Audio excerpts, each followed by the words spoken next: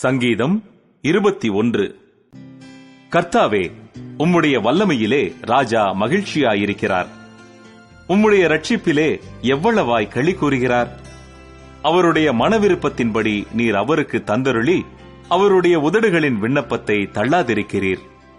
உத்தம ஆசீர்வாதங்களோடு நீர் அவருக்கு எதிர்கொண்டு வந்து அவர் சிரசில் பொற்கிரீடம் தரிப்பிக்கிறீர்.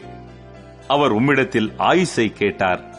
நீர் அவருக்கு என்றென்றைக்கும் உள்ள தீர்க்காயுசை அளித்தீர்.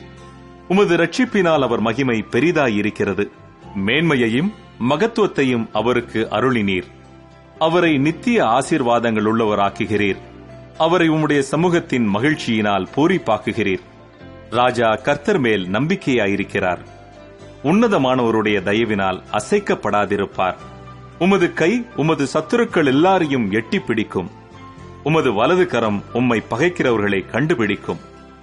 உமது கோபத்தின் காலத்திலே அவர்களை அக்கினிச் சூளையாக்கி போடுவீர். கர்த்தர் தமது கோபத்திலே அவர்களை அழிப்பார்.